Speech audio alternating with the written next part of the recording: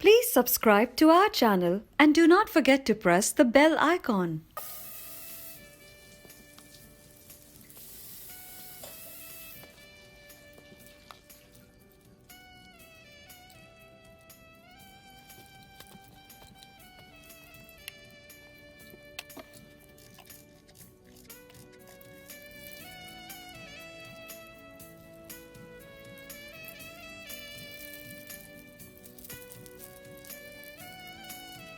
क्या देख रहे हो? यकीन ही नहीं होता जी। तो फिर छू के देख लो। हाँ?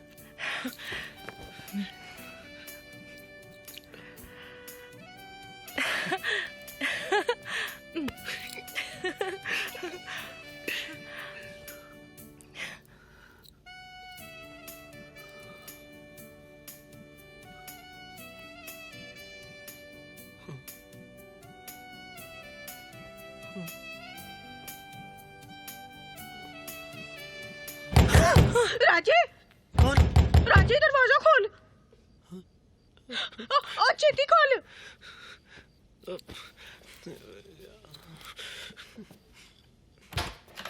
की होया बाजी? हट ना, एडा डर लग रहा है। नहीं अजीब अजीब आवाजें आ रही हैं। मैं तो उधर नहीं सो रही, मैं तो इधर ही सोऊंगी तुम लोगों के साथ। इसे कहते हैं हाथ तो आया पर मुंह नहीं लगा। ओ सॉरी जी, भूल गया था, फैमिली ऑडियंस है। कमरे में अब मौसीकी की जगह खराटे बज रहे थे।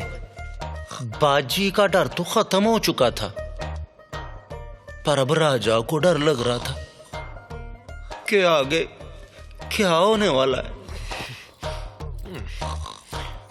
बाजी ने अपने बड़े होने का फर्ज खूब निभाया। दोनों को अपनी आंखों से एक मिनट के लिए भी ओझल नहीं होने दिया।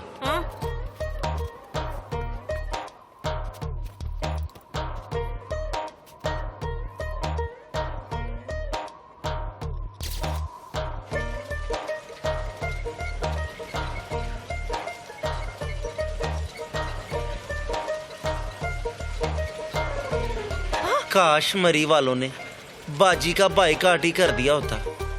ये मैं नहीं, घोड़ा सोच रहा है।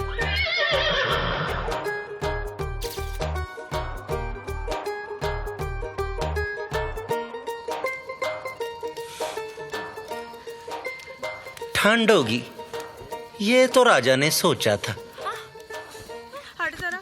पर इतना ठंडा हनीमून ये राजा ने नहीं सोचा था। कितनी ठंड है ना। ठंड तो है, पर तुझे ख्याल नहीं आ रहा।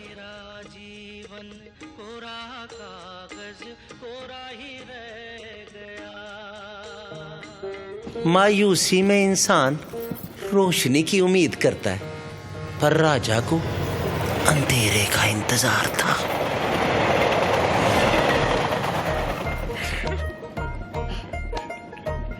ये क्या हंसी क्यों आ रही है?